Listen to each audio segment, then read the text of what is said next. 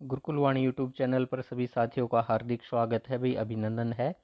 आज अपनी ये हरियाणा जीके की एमसीक्यू की जो हमने क्लास शुरू कर रखी है, वो दूसरी क्लास जो है वो है।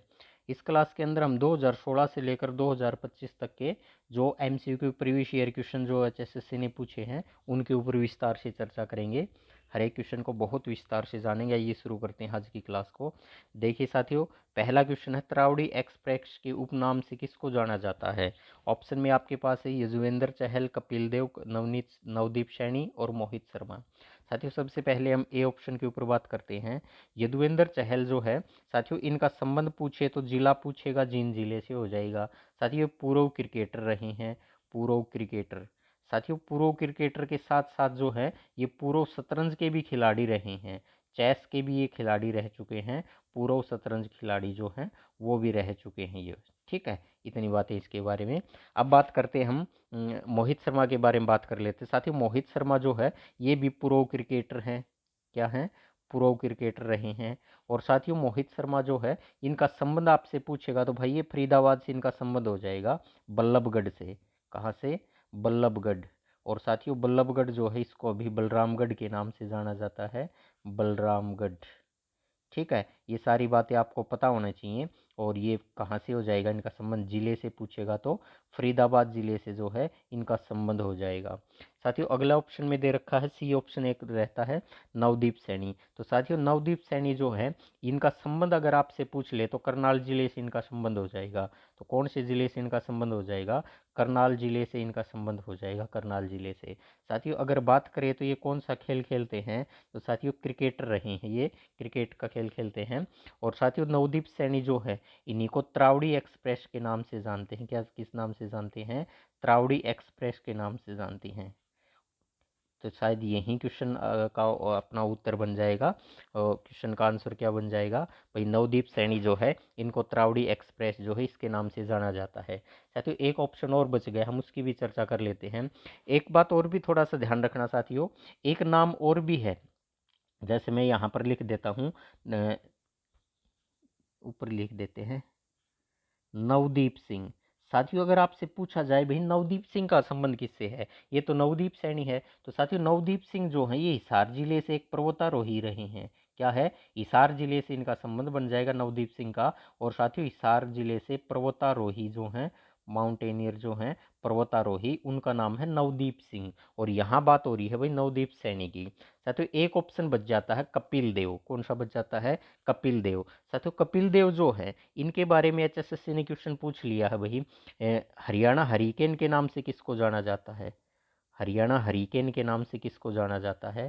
साथियों, जो हरियाणा हरिकेन है इसको ऐसा भी लिखा जा सकता है, पेपर के अंदर ये क्वेश्चन पूछा गया था, हरियाणा का जो तूफान है, ये हरियाणा हरिकेन, हरियाणा का तूफान जो है, ये बताओ भाई किसका उपनाम है? तो कपिल देव का उपनाम है साथियों ये। ठीक है, और इनका पूरा नाम की अगर बात करें कपिल देव के बारे में साथियों, थोड़ी सी और चर्चा कर लेते हैं, क्योंकि एग्जाम के अंदर क्वेश्चन जो पूछा जा चुका है उनके ऊपर तो शायद क्वेश्चन कर लेना चाहिए हमें। कपिल देव का साथियों इन्होंने नाम पूछा था, कपिल देव का पूरा नाम क्या है?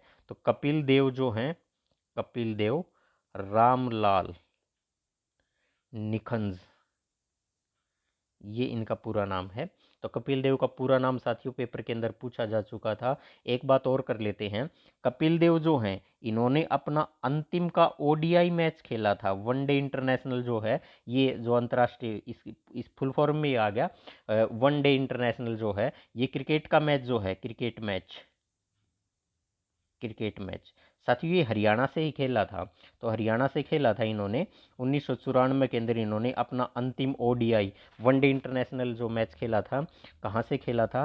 राजा नाहर सिंह, राजा नाहर सिंह क्रिकेट स्टेडियम है हरियाणा में, फरीदाबाद में क्रिकेट स्टेडियम, वहां से उन्होंने अपना जो है अंतिम ओडीआई मैच खेला था, ये फरीदाबाद के अंदर, ये भी ध्यान रखना भाई, कहाँ पर है? फरीदाबाद में है। यहाँ से क्वेश्चन और भी निकल के आ जाएगा साथियों। राजा नाहर सिंह का जो क्रिकेट स्टेडियम है इसका साथियों पुराना नाम पूछ लिया आपको तो मयूर स्टेडियम जो है, मयूर स्टेडियम, इसका पुराना नाम था वही। तो पुराना नाम पूछ लिया आपसे क्या था? तो राजा नाहर सिंह जो है क्रिकेट स्टेडियम का पुराना नाम था मयूर स्टेडियम जो है वो हो जाएगा। तो साथियों इस क्वेश्चन का उत्तर नवदीप सैनी हो गया।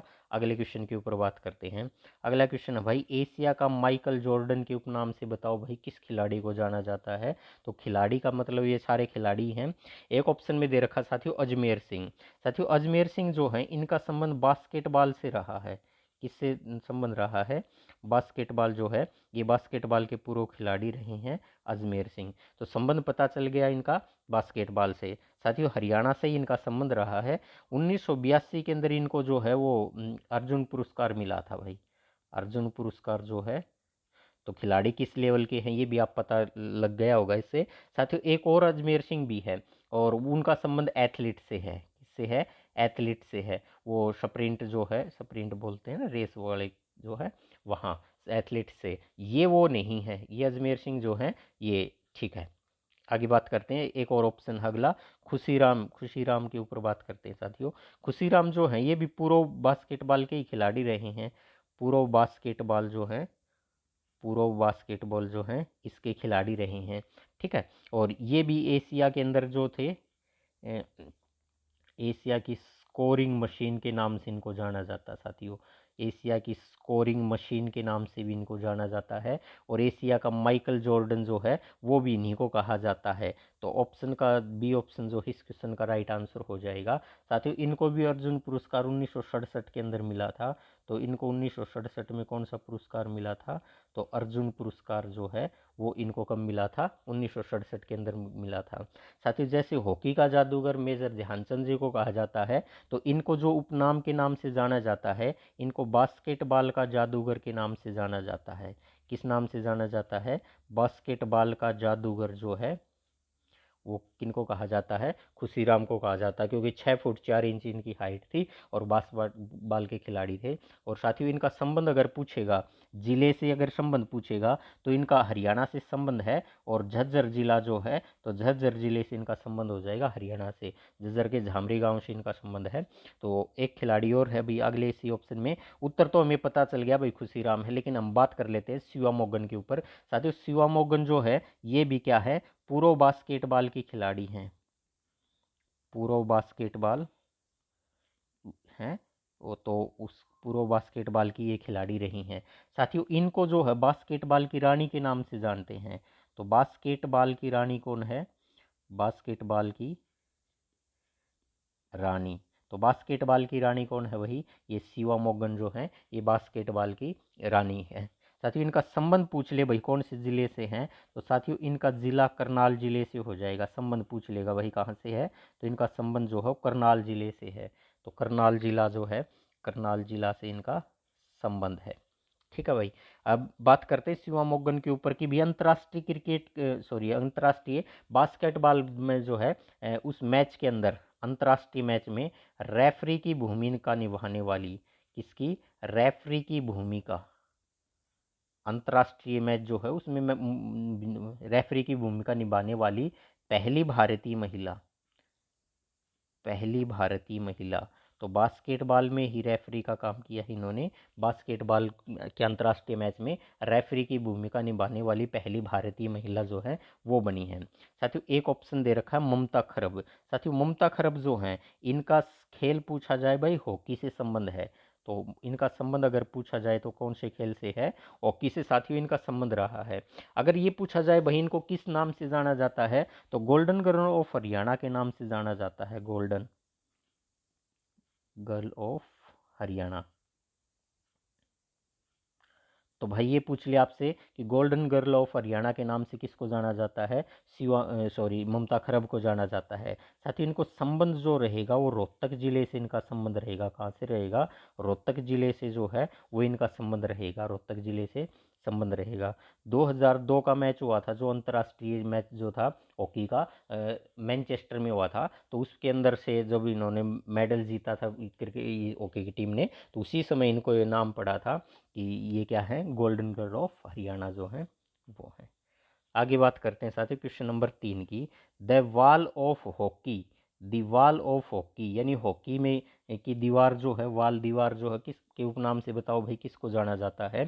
तो देखो ऑप्शन के अंदर दे रखा ममता खरब दे रखा है, रानी रामपाल दे रखा, श्वेता पूनिया दे रखा है और उपयुक्त सभी दे रखा है।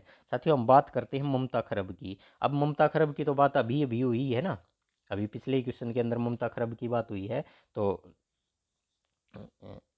ये रहा ममता खरब जो है, ये रोहतक से इनका संबंध है, बस इतना ही जानेंगे, बाकी बातें हमने पिछले क्वेश्चन में की थी। साथियों रानी रामपाल के बारे में अगर पूछे आपसे कि कौन से जिले से संबंध है, तो साथियों कुरुक्षेत्र जिले से इनका संबंध है। कुरुक्षेत्र में शाहबाद जो है, शाहबाद से इनका संबंध है और ये हॉकी की खिलाड़ी रही हैं। अगर आपसे पूछे भाई कौन से खेल का इनका संबंध है, तो हॉकी की खिलाड़ी रही है ये, ठीक है। और ममता खरब जो हैं ये भी हॉकी की खिलाड़ी रही हैं। तीनों ही ऑप्शन आपको हॉकी के खिलाड़ी के नाम दे रखे हैं भाई। अलग खेल होता तो हो सकता था हम वो अलग खेल के हिसाब से ही बता देते कौन है। श्वेता पूनिया जो है साथियों, इनका संबंध अगर पूछेगा तो सिरसा जिले से इनका संबंध हो जाएगा। जोध का कला गांव जो है इनका गांव है, जोध का कला जो है या जोध का गांव जो है वो इनका गांव पड़ता है, जोध का गांव ही होगा। जोध का कला पूछे या सीधा जोध का ही कह दे, ये इनका गांव है। साथ ही ये भी हॉकी की खिलाड़ी हैं, क्या है, हॉकी खिलाड़ी।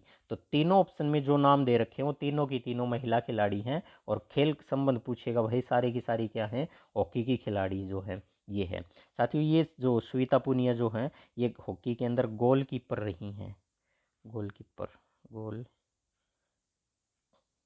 कीपर, ये हॉकी में क्या रही हैं, गोलकीपर रही हैं। और इन्हीं को कहा जाता द वॉल ऑफ इंडिया भी बोल दें या द वॉल ऑफ हॉकी, ये जो है इन्हीं के उपनाम है। तो साथियों इस क्वेश्चन का उत्तर क्या आ जाएगा, राइट आंसर आ जाएगा, श्वेता पुनिया जो है राइट आंसर हो जाएगा। अगला क्वेश्चन देखते हैं भाई, क्वेश्चन नंबर, ये 3 था, ये भी 3 हो गया, कोई बात नहीं भाई, क्वेश्चन नंबर 3 के 3 है तो कोई नहीं। निम्नलिखित में से किसे राय बहादुर की उपाधि से सम्मानित किया गया है। साथियों राय बहादुर की उपाधि से किसको सम्मानित किया गया है। तो देखो पहले ऑप्शन में दे रखा लाला मुरलीधर। साथियों लाला मुरलीधर का अगर आपसे संबंध पूछा जाए तो साथियों दो क्वेश्चन यहाँ से बन सकते हैं। पलवल, साथियों अगर पूछा जाए कि इनका संबंध किस जिले से है तो पलवल से इनका जन्म हुआ था भाई। लेकिन अगर पूछे भाई इनकी कर्म भूमि कौन सी रही है, तो लाला मुरलीधर की कर्म भूमि जो रही है वो अंबाला रही है। कौन सी कर्म भूमि है इनकी, कर्म भूमि इनकी अंबाला है। और साथियों 1800 का आएगा वो, 1900 नहीं, 1898 में, 1898 के अंदर इनको राय बहादुर की जो है उपाधि अंग्रेजों के द्वारा दी गई थी। तो राय बहादुर की उपाधि मिली थी वो लाला मुरलीधर को भी मिली थी भाई। यहाँ तक तो ठीक है। तो ए ऑप्शन जो है वो केवल अभी तक देखना है, उत्तर ए ऑप्शन नहीं है। छोटू राम जो थे, चौधरी छोटू राम जो थे, चौधरी छोटू राम। साथ ही लाला मुरलीधर के ऊपर बात करें तो इनको grand old man, grand old man of Punjab, ठीक है भाई, ये भी इनको कहा जाता था। साथियों अगर आपसे पूछे भाई हरियाणा का प्रथम सत्याग्रही कौन था, प्रथम जेल सत्याग्रही, तो कौन था वो, यही थे लाला मुरलीधर, हरियाणा के पहले जेल सत्याग्रही। तो लाला मुरलीधर थे, पूरा नाम आप लिख लेना क्योंकि इसी के ऊपर बात हो रही है। साथियों अगर मैं एक चीज़ और भी बताऊं यहाँ से, ये तो पुरुष हो गए, तो अगर ये पूछ ले भाई यहाँ से कि हरियाणा की प्रथम महिला जेल सत्याग्रही वो कौन थी, तो वो चांदबाई थी साथियों। कौन थी, चांदबाई थी, चांदबाई। और इनका संबंध साथियों सिरसा जिले से था, चांदबाई का संबंध जो था सिरसा जिले से था। इतनी बातें आप जरूर से जरूर याद रखना। अब बात करते हैं हम चौधरी छोटू राम के ऊपर। साथियों चौधरी छोटू राम जो थे, अगर पूछा जाए इनका संबंध पूछा जाए तो रोहतक जिले से थे। कहाँ से, बड़ी सापला रोहतक जिले से थे। साथियों इनको दीन बंधु, इनको दीनबंधु के उपनाम से जाना जाता था। साथियों इनको किसानों का मसीहा भी कहा जाता था, किसानों का मसीहा। तो इनको किस नाम से जाना जाता है, मसीहा, किसानों के मसीहा के, साथियों नाम ही गलत हो गया है, किसानों का मसीहा, किसानों का मसीहा जो है ये भी इनको कहा जाता था। साथियों रहबरे आजम जो है, रहबरे आजम हम पूरी विस्तार से चर्चा करेंगे जब चौधरी छोटूराम को या तो रोहतक जिले में पढ़ेंगे या फिर व्यक्तित्व जो आएंगे हमारे वहाँ पढ़ेंगे, तो पूरी डिटेल से पढ़ेंगे इनको, इनके ऊपर बहुत सारी बातें हैं। और साथियों अंग्रेजों के द्वारा जो चौधरी छोटूराम जो है, चौधरी छोटूराम को राय बहादुर की उपाधि जो है अंग्रेजों के द्वारा इनको भी दी गई थी। तो राय बहादुर की उपाधि जो है, राय बहादुर की उपाधि जो है इनको भी दी गई थी। 1937 के अंदर अंग्रेजों ने इनको राय बहादुर की उपाधि दी गई थी। तो साथियों ए ऑप्शन तो जो है उसको भी लाला मुरलीधर, इनको भी राय बहादुर की उपाधि दी गई है। चौधरी छोटूराम बी ऑप्शन में है तो इनको भी राय बहादुर की उपाधि दी गई है। साथियों किसी भी ऑप्शन के अंदर ये नहीं दे रखा ए और बी दोनों, ठीक है ना, किसी ऑप्शन में ये नहीं दे रखा ए और बी दोनों। तो इसका मतलब क्या है, ए और बी तो उत्तर है ही है, लेकिन इसके साथ सी भी हो सकता है, ये आगे पता चलेगा। तो सी ऑप्शन में दीपचंद दे रखा है और डी ऑप्शन में दे रखा उपयुक्त सभी। तो एक बार अगर बात करें भाई इस क्वेश्चन का उत्तर क्या होगा, तो ए भी इस क्वेश्चन का उत्तर है, बी भी इस क्वेश्चन का उत्तर है, ए और बी किसी ऑप्शन में नहीं दे रखा, तो इसका मतलब उपयुक्त सभी इस क्वेश्चन का उत्तर बन जाएगा। जबकि पंडित दीपचंद जो है इनके बारे में कहीं आधिकारिक रूप से जानकारी नहीं है कि इनको भी उपाधि दी गई थी, ठीक है, इनको भी राय बहादुर की उपाधि दी गई थी, तो ये कहीं नहीं मिलता भाई। लेकिन थोड़ी सी जानकारी मिलती है, उसमें क्या मिलती है, एक बार हम ये कर लेते हैं भाई कि इनका संबंध कहाँ से है। तो इनका संबंध सोनीपत जिले से है। अगर पूछा जाए भाई इनका संबंध कहाँ से है, तो सोनीपत जिले से है। सीरी खांडा जो गाँव पड़ता है इनका, वो पड़ता है। साथ ही इनको हरियाणा का प्रथम आधिकारिक सांगी माना गया है। तो हरियाणा का प्रथम आधिकारिक सांगी अगर आपसे पूछे तो कौन सा हो जाएगा, पंडित दीपचंद, ठीक है, दीपचंद बहमन जिनको कहा जाता है, पंडित दीपचंद जो हैं वो हैं। साथियों हरियाणा का कालिदास की अगर बात करें, तो हरियाणा का कालिदास, तो हरियाणा का कालिदास जो है वो भी पंडित दीपचंद को कहा जाता है। दीपचंद बहमन आगे लिखा मिले ना तो वो पूरा नाम हो जाएगा। यहाँ पंडित दीपचंद का मतलब पंडित दीपचंद बहमन की बात हो रही है, ठीक है, पंडित दीपचंद बहमन, तो ये उन्हीं की बात हो रही है भाई। कालिदास जो है ये कहा जाता है। साथियों हरियाणा का शेक्सपियर, शेक्सपियर, तो हरियाणा का शेक्सपियर भी किनको कहा जाता है, पंडित दीपचंद बहमन को कहा जाता है। साथियों इनके बारे में एक जानकारी जो मिलती है, उस जानकारी के आधार पर हम कह सकते हैं कि इनको भी राय बहादुर की उपाधि शायद दी गई होगी, या ऐसा कहीं मिलता तो नहीं है, आधिकारिक रूप से कहीं नहीं मिलता, लेकिन इनके बारे में ये जरूर लिखा मिलता है हर जगह के ऊपर कि फर्स्ट वर्ल्ड वार जो हुआ था, प्रथम विश्व युद्ध जो हुआ था 1914 से 1918 चला था, जो उस प्रथम वर्ल्ड वार के अंदर ये सैनिकों को जो है मोटिवेट करते थे, सैनिकों को जो है प्रेरित करते थे, सैनिकों को प्रेरित करते थे सांग के माध्यम माध्यम से, प्रेरित करते थे, प्रेरित करते थे सांग के माध्यम से, सेना में भर्ती के लिए प्रेरित करते थे सांग के माध्यम से। तो हो सकता था अंग्रेज इनको वीराय बहादुर कहते हों, लेकिन ए ऑप्शन जो है इसको तो मिली थी वीराय बहादुर की, बी को भी मिली थी, सही उत्तर क्या हो जाएगा, डी इस क्वेश्चन का आंसर हो जाएगा। तो फिर हम मान के चलते हैं भाई पंडित दीपचंद बहमन जो है शायद इनको वीराय बहादुर अंग्रेज कहते होंगे भाई, क्योंकि ऑप्शन के अंदर दे रखे हैं उस हिसाब से, तो उपयुक्त सभी उत्तर बनेगा इसका। और एचएसएससी ने ये क्वेश्चन मान भी रखा है। आगे बात करते हैं भाई अब, हरियाणा का रफ़ी किसको कहा जाता है। तो हरियाणा का जो रफ़ी है किसको कहा जाता है, हरियाणा का रफ़ी, ठीक है, तो हरियाणा का रफ़ी कहा जाता है भाई, ए ऑप्शन में दे रखा है भाल सिंह बलहारा। तो उत्तर तो इसका भाल सिंह बलहारा ही माना है एचएसएससी ने, यही उत्तर बनेगा भी इसका। तो इसका सही उत्तर तो बन जाएगा भाल सिंह बलहारा।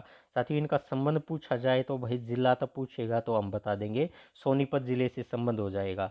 साथ ही एक फिल्म आई थी बहुरानी, हरियाणा में एक फिल्म आई थी, तो बहुरानी फिल्म जो आई थी ये 1983 में आई थी, 82-83 मिल जाए तो भी ठीक है, 1983 में आई थी। उसमें एक फिल्म में एक गाना आया था कि बांगड़ों का रूप देख के दिल पचाल्या, आ रहा है चिमटा फलटा बेचने वाली कोई लुहारी मिल गया, इस प्रकार से कोई गाना था। साथ ही वो गाना जो उसमें प्लेबैक सिंगर जो है, प्लेबैक, प्लेबैक सिंगर, तो उन प्लेबैक सिंगर जो था वो बाल सिंह बलारा था। प्लेबैक सिंगर जो है इसको पार्श्व गायक बोलते हैं साथियों। हिंदी में एक शब्द और भी मिलता है पार्श्व गायक, यानी स्टेज के ऊपर जब आप देखते हो तो फिल्मों के अंदर जब कोई गाना गाता है अभिनेता, तो साथियों वो केवल होठ हिला रहा होता है, वो गाना असल रूप में किसी और ने स्टूडियो के अंदर गाया था। तो जो प्लेबैक सिंगर होते हैं उनको पार्श्व गायक कहते हैं, और फिल्मों के अंदर ये दिखाई नहीं देते लेकिन पीछे पर्दे के पीछे काम करते हैं, तो वो पार्श्व गायक होते हैं। साथियों जेपी कौशिक जो हैं, ये जेपी कौशिक के बारे में कहा जाता है भाई ये म्यूजिक डायरेक्टर हैं, इनके बारे में पता चलता है तो म्यूजिक डायरेक्टर हैं, बहुत सारे गाने जो हैं म्यूजिक डायरेक्टर के रूप में इन्होंने कही हैं। हरविंदर मलिक के बारे में शादी बहुत जानकारी इतनी मिलती नहीं है, तो मुझे तो इसके बारे में ज़्यादा नहीं पता। हाँ, जयंत प्रभाकर जो हैं इसके बारे में ज़रूर है कि सबसे जो है सफल सबसे सफल निर्देशक जो हैं, डायरेक्टर बोल दें, ठीक है, ये हैं। साथियों इनका संबंध पूछा जाएगा तो रोहतक जिले से हो जाएगा, रोहतक जिले से। अगर क्वेश्चन में ये दे रखा हो भाई सबसे हरियाणा का, हरियाणा का जिक्र हो रहा भाई, ये हरियाणा का जिक्र है, तो हरियाणा का ऊपर इसमें तो लिख ही देते हैं, जगह है, तो हरियाणा का सबसे सफल अगर निर्माता पूछा जाए, तो सबसे सफल निर्माता का बात की जाए तो देवी शंकर थे, देवी शंकर और प्रभाकर, तो कौन थे, देवी शंकर प्रभाकर जो थे वो थे। साथियों इनका संबंध पूछा जाएगा तो जब जयंत प्रभाकर का है तो देवी प्रभाकर का भी हो जाएगा। अगले क्वेश्चन पे बात करते हैं।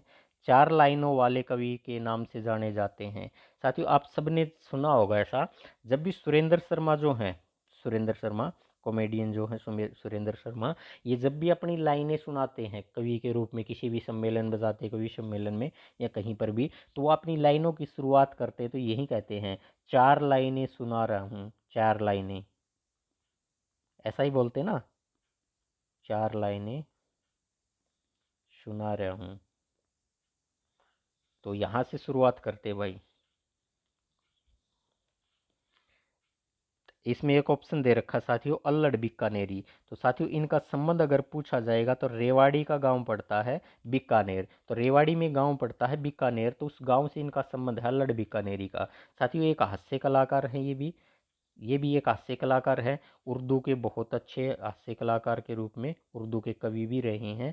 साथियों इनका नाम था ना, जो वास्तविक नाम जो था वो अल्लड़ बीकानेरी नहीं था, उनका नाम था श्यामलाल, श्यामलाल शर्मा, श्यामलाल शर्मा जो था इनका वास्तविक नाम था, वास्तविक नाम था ये, तो वास्तविक नाम जो था ये कौन सा था, श्यामलाल शर्मा था। बाद में जब ये हास्य कलाकारी के रूप में प्रचलित हो गए तो फिर इनको गांव के नाम से जाना जाने लगा और अल्लड़ के नाम से फिर इनको जानते, अल्लड़ बीकानेरी जो है, बीकानेर इनका गांव है रेवाड़ी जिले का, तो इसी कारण इनको बीकानेरी कहा जाता, अल्लड़ बीकानेरी। साथियों अगला एक ऑप्शन दे रखा है, अच्छा सुरेंद्र शर्मा की बात कर लेते हैं। सुरेंद्र शर्मा भी एक हास्य कलाकार हैं साथियों, हास्य कलाकार हैं, कॉमेडियन कह सकते हैं, हास्य कलाकार है। साथियों इनका संबंध पूछे कौन से जिले से है, तो महेंद्रगढ़ से इनका संबंध हो जाएगा, नांगल चौधरी के हैं वही है, नांगल चौधरी जो है, नांगल चौधरी महेंद्रगढ़ में, तो वहाँ से जो है इनका संबंध रहा है।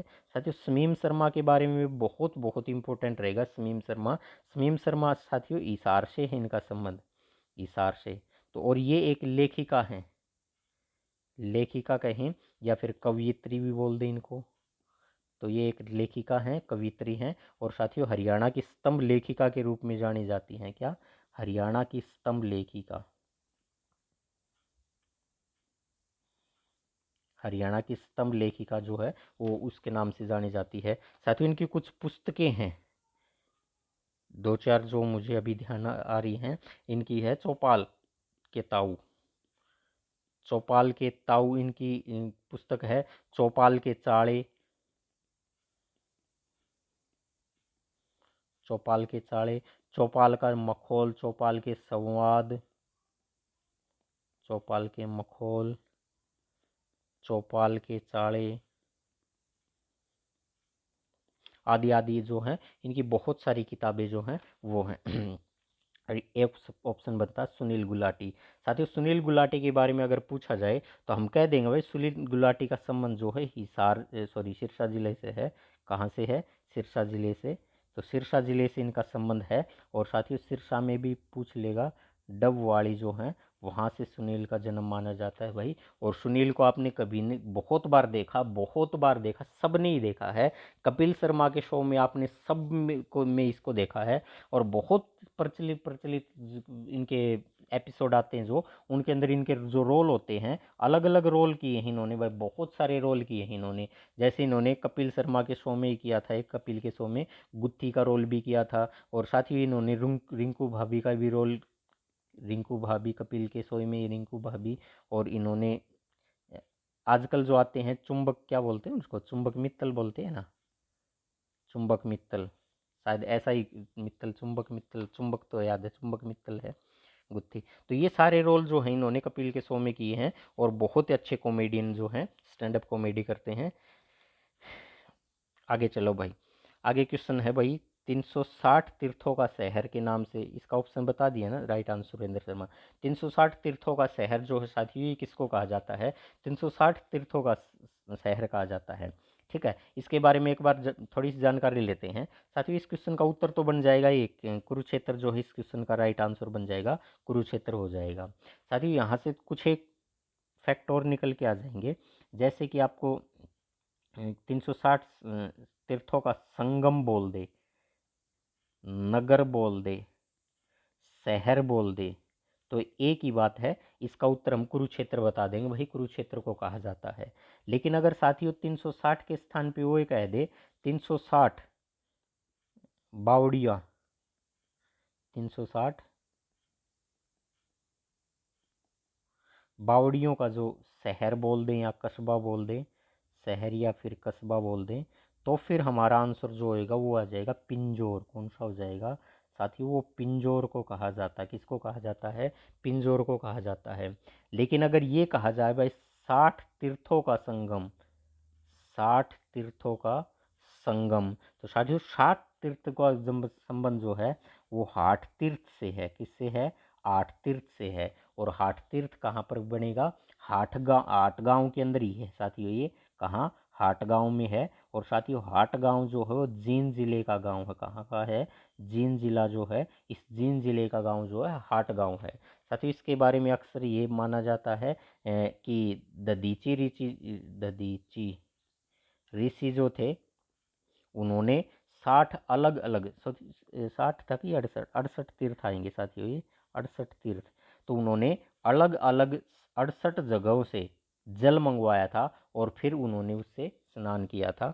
इसलिए वो 60 तीर्थों, सॉरी 68 तीर्थों का संगम के नाम से जाना जाता है, 68 तीर्थों का संगम के नाम से जाना जाता है। दधीचि ऋषि की तपोस्थली के रूप में भी जाना जाता है, हाट तीर्थ जो है ये जाना जाता है। अगर साथियों आपसे ये पूछ ले भाई, 360 का जिक्र आया है, तो एक कैरियर 360 व कला निधि, ये पत्रिका निकलती है साथियों। क्या निकलती है? ये पत्रिका निकलती है। और ये पत्रिका कौन निकालता है? तो कुरुक्षेत्र यूनिवर्सिटी के यूके, कुरुक्षेत्र यूनिवर्सिटी कुरुक्षेत्र में जो है वो निकालती है। ठीक है, जनरल रिसर्च के नाम से भी निकालती है। लेकिन यहाँ 360 जो आया है, इससे मिलते जुलते शब्द जो है मैंने केवल वो बताने का प्रयास किया आपसे। ठीक है ना। अब आगे चलते हैं भाई, निम्न में से किसे मुगल का द्वीप कहा जाता है? तो साथियों मुगल का द्वीप जो है किसको कहा जाता है? तो मुगल का द्वीप जो है वो कहा जाता है थानेसर को। किसको कहा जाता है? थानेसर जो है इसको मुगल का द्वीप कहा जाता है। साथियों थानेसर जो है इसका प्राचीन नाम अगर आपसे पूछा जाए, तो थानेसर का प्राचीन नाम जो था वो था थूण या फिर थूणा, ये दोनों इसके प्राचीन नाम मिलते हैं। साथ ही ये जैन व बौद्ध साहित्य जो हैं, जैन व बौद्ध साहित्य, बौद्ध साहित्य, इसमें इनके बारे में जानकारी मिलती है कि भाई थानेसर का जो प्राचीन नाम है थूण या थूणा के नाम से जाना जाता है, थूणा के नाम से जाना जाता है। अगर मैं बात करूं भाई इसका थानेसर के बारे में, तो एक पुस्तक है सीयू की, सीयू की, तो सीयू की के नाम, सीयू की में भी, सीयू की पुस्तक जो है वेंसांग की, सीयू की में भी नाम मिलता है इसका। ठीक है। और थानेसर के बारे में अगर और बात की जाए, तो श्रीकंठ जनपद जो है, श्रीकंठ जनपद में भी नाम मिलता है, में भी नाम मिलता है कि ये श्रीकंठ जनपद की राजधानी रही है। ठीक है, थानेसर के बारे में चर्चा मिलती है, जानकारी मिलती है कि श्रीकंठ जनपद के नाम से भी जो जानकारी मिलती है कि भी थानेसर की राजधानी रहा है, श्रीकंठ पंथ की राजधानी इसकी श्रीकंठ की राजधानी रहा है, तो राजधानी का नाम है थानेसर। अब समझ जाएंगे, ऐसा कुछ कहना चाह रहा हूँ भाई मैं। ठीक है, अगर आपसे पूछे भाई राजा कर्ण का टीला, राजा कर्ण का टीला जो है, तो आप सब कह देंगे भाई थानेसर में है। कहाँ पर है? थानेसर के अंदर है। साथियों दूसरी सदी के अंदर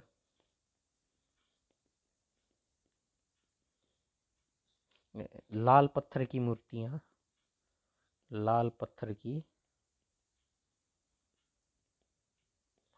मूर्तियां जो मिली हैं वो थानेसर से मिली हैं। कहाँ से मिली हैं?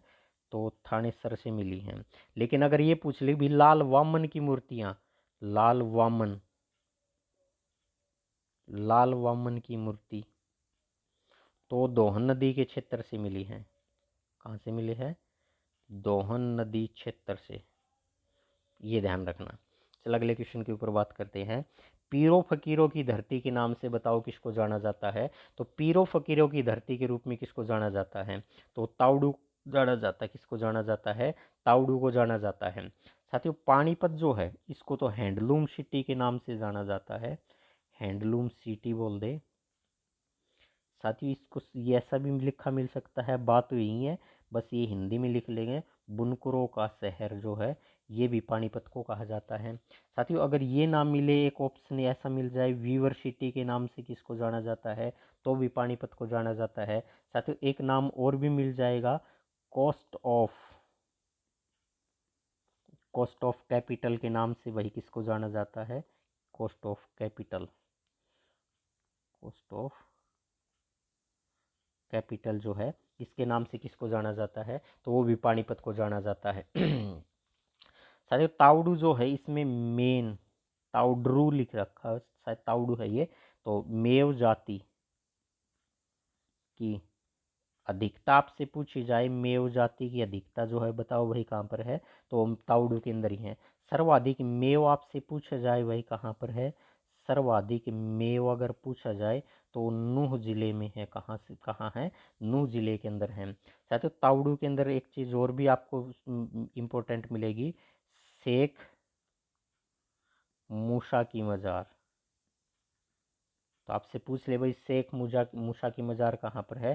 तो नूह में है, और नूह में ही ताउडू पड़ेगा। तो अगर आपसे पूछा जाए भाई झूलती मीनार के नाम से भी प्रसिद्ध है ना भाई नूह, झूलती मजार के नाम से। साथियों अगर देखा जाए तो नूह के अंदर साथियों आप सबको पता होना चाहिए भाई उझेणा झील कहाँ पर है? चंदीला झील,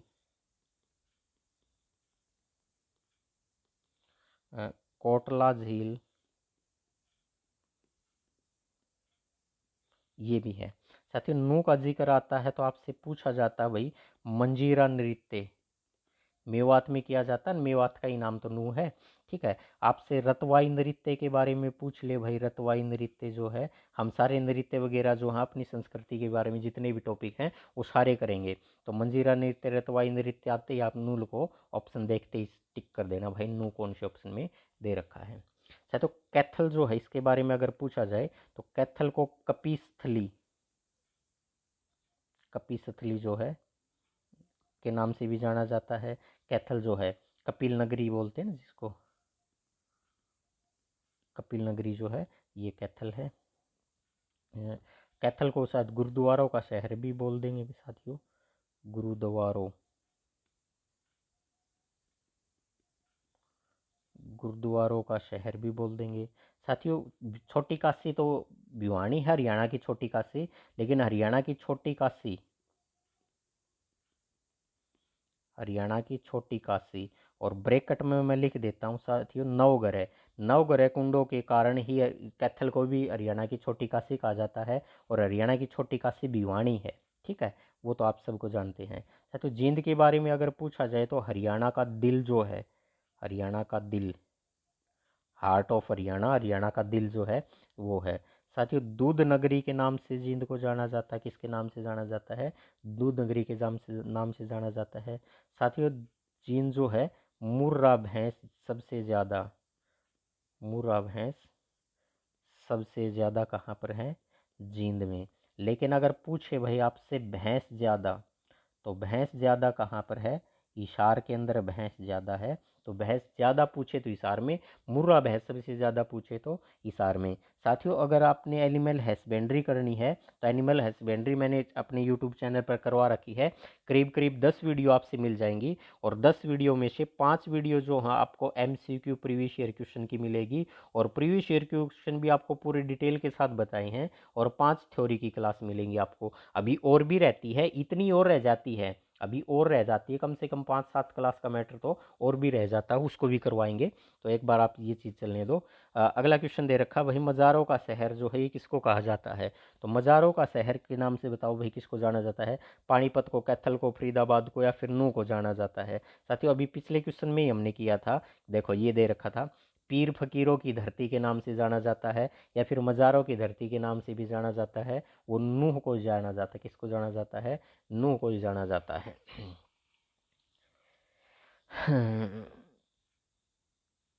अगले क्वेश्चन पे बात कर लेते भाई, उत्तर भारत का खजुराहो कहा जाता है। तो उत्तर भारत का खजुराहो बताओ भाई किसको कहा जाता है? तो उत्तर भारत का खजुराहो भीमा देवी मंदिर जो है ये तो पिंजौर में है। कहाँ पर है?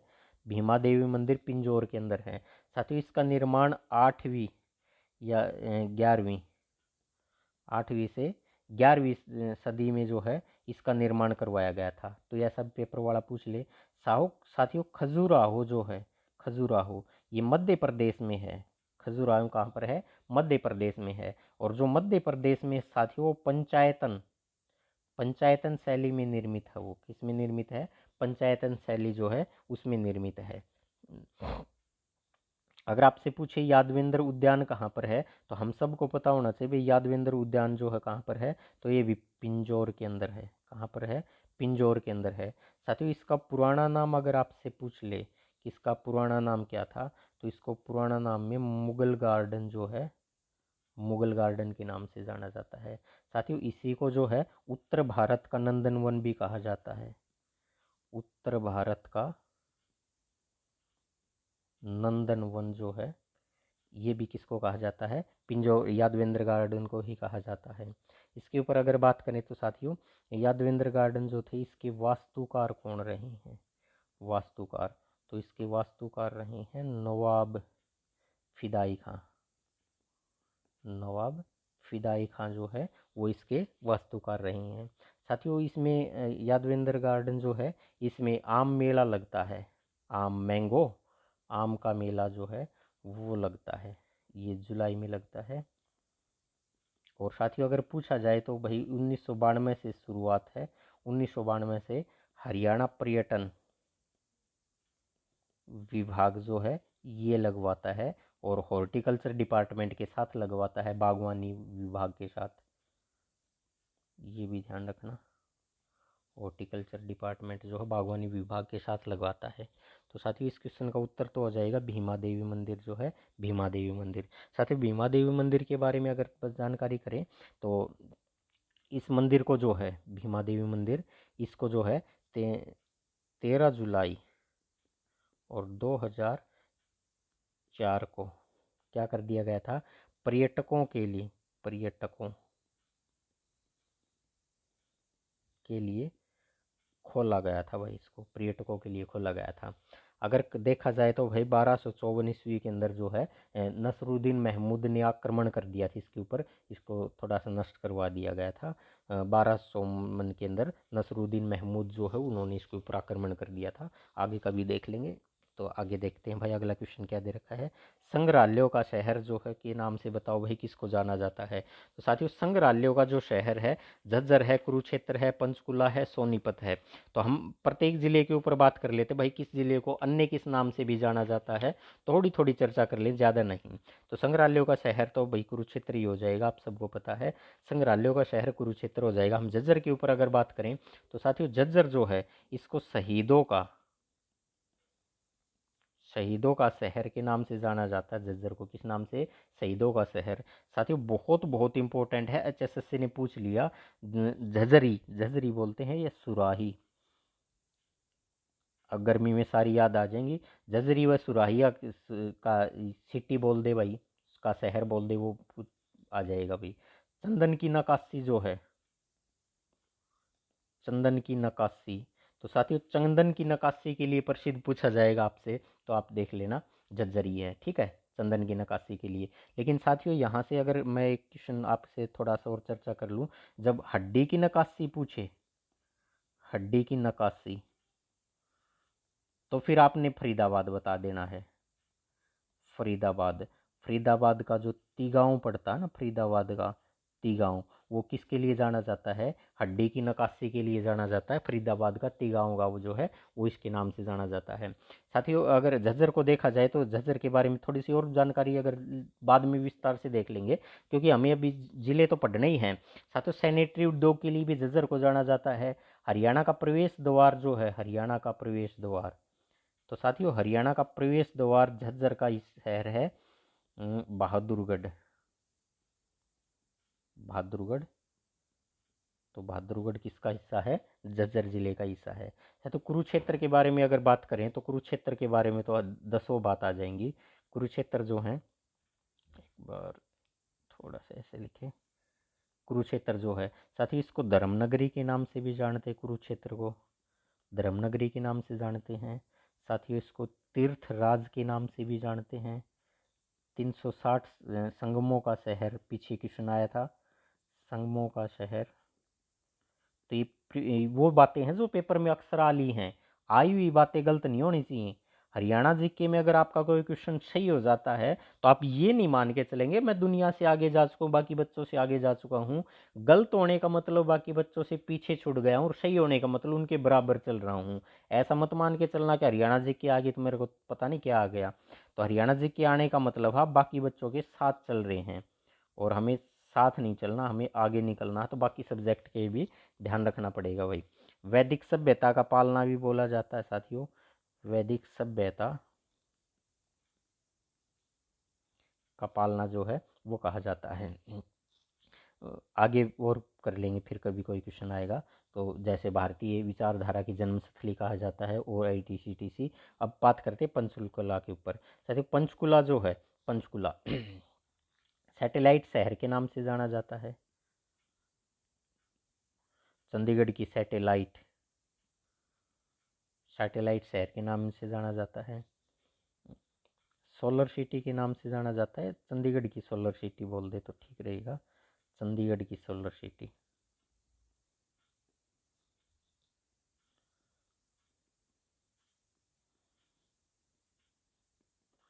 साथ ही नैनो टेक्नोलॉजी बोल दे, नैनो,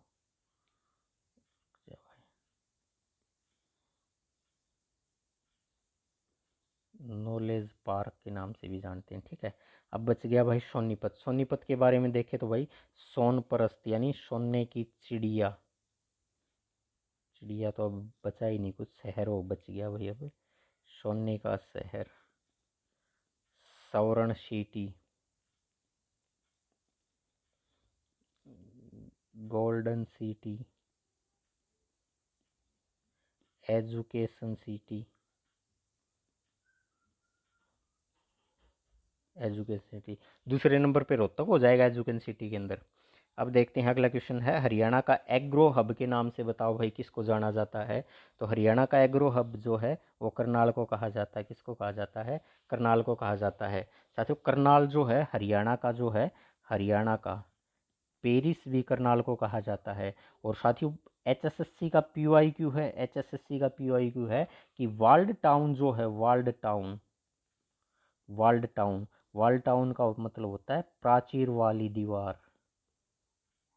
प्राचीर वाली दीवार जो है के नाम से किसको जाना जाता है, तो वो भी करनाल को जाना जाता है। ये एचएसएससी ने पूछ लिया भाई, और बहुत सारे साथियों को इसका नहीं पता कि वाल टाउन जो है प्राचीर दीवार वाला शहर कौन सा है, तो करनाल है, ये भी ध्यान रखना। ठीक है, धान का कटोरा, ये सारी चीजें तो सब न पता है भाई, धान का कटोरा, चावल का कटोरा, किटारा ने भी कटोरा। ठीक है, इसको चावल का कटोरा बोल दे, धान का कटोरा बोल दे, ये तो एक ही बात है। दानवीर कर्ण की नगरी, दानवीर कर्ण नगरी के नाम से बताओ कर्ण झील कहाँ पर है, ये सारी चीज़ें जो है वो हो जाएंगी। अगर साथियों सिरसा के बारे में बात करें तो संतों की नगरी, तो संतों की नगरी जो है सिरसा है। अगर पूछ ले भाई आपसे कि डेरों की भूमि, तो डेरों की भूमि भी कौन सा हो जाएगा, सिरसा हो जाएगा। अगर पूछ ले भाई आपसे वन नगरी, तो भी हम कह देंगे भाई सिरसा है। साहित्यक नगरी पूछ ले तो भी कौन सा, साहित्यक नगरी जो है, तो भी क्या हो जाएगा, सिरसा हो जाएगा। साथियों हिसार के बारे में बहुत सारी बातें हैं, कुछ एक कर लेते हैं उपनाम वगैरह में, जैसे ये क्वेश्चन है उससे रिलेटेड। इस्पात नगरी पूछ लेगा, स्टील सिटी पूछ ले, स्टील सिटी पूछ ले। साथियों मैग्नेट सिटी पूछ ले तो भी क्या हो जाएगा, इसार हो जाएगा। साथियों जिंदल सिटी के नाम से भी अगर पूछ ले, जिंदल सिटी, क्योंकि जिंदल टावर है ना आजकल चर्चा में है, वीडियो वगैरह देखते होगे, तो जिंदल टावर जिंदल सिटी के नाम से इशारे में है। अब बात कर लेते हैं भाई सोनीपत जो है। सोनीपत के बारे में तो पिछले क्वेश्चन में हमने किया ही था कि सोनीपत जो है ये क्या किस नाम से जाना जाता है, स्वर्ण सिटी, स्वर्णनगर, गोल्डन सिटी, एजुकेशन सिटी, ये सारे नाम से जाना जाता है। ठीक है, तो इसके पिछले प्रश्न में सारी बातें बता रखी हैं। तो अगले चीज़ देखते हैं, निम्नलिखित में से किसे साइलेज हब के नाम से जाना जाता है। तो साइलेज हब क्या होता है साथियों, एक तो ये शब्द आपको शायद पहली बार सुनाई दे रहा होगा, प्रीवियस ईयर क्वेश्चन चेक करना, आपको ये चीज़ें मिलेंगी। साइलेज अब होता क्या है आखिर में साथियों, हरा चारा जो होता है, पशुओं का जो हरा चारा है, इस हरा चारा को संरक्षित कर दिया जाता है।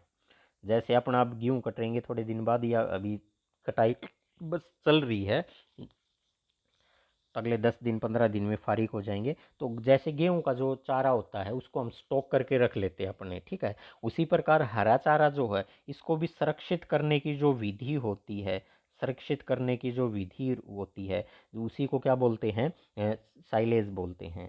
साथियों साइलेज जिस प्रकार से अचार जो होता है ना, घरों के अंदर अचार तो बनाया ही जाता है, अचार युक्त जो है चारा बोलते हैं ना, अचार युक्त चारा जो है, उसी प्रकार से साइलेज जो है ये चारे को संरक्षित करने की विधि जो होती है ये होती है। और इसके नाम से साथियों कुरुक्षेत्र को जाना जाएगा, किसको जाना जाता है, कुरुक्षेत्र साइलेज हज के रूप में विकसित किया जाएगा। ध्यान रखना, प्रीवियस ईयर क्वेश्चन है ये चीज़ें। आगे देखते हैं भाई क्वेश्चन क्या दे रखा, हरियाणा के किस जिले की सीमा 3 राज्यों से मिलती है। तो हरियाणा का कौन सा जिला है जिसकी सीमा 3 राज्यों से मिलती है।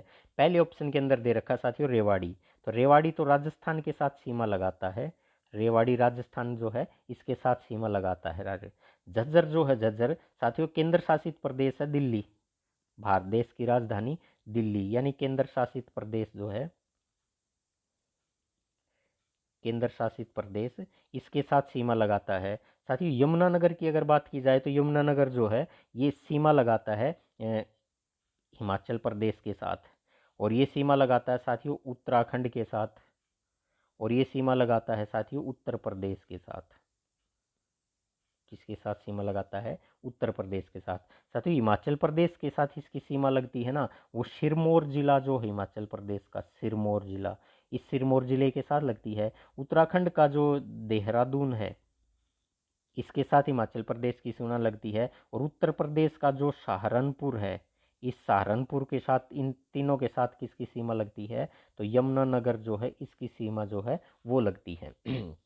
अब कौन सा रह जाता है एक ऑप्शन में, पंचकुला भी है ना, तो पंचकुला की जो सीमा है, पंचकुला की सीमा किसके साथ लगती है, तो पंचकुला की सीमा साथियों हिमाचल प्रदेश के साथ लगती है, हिमाचल प्रदेश के सोलन के साथ लगती है, और एक जिला और भी है सिरमौर, तो इसके साथ लगती है।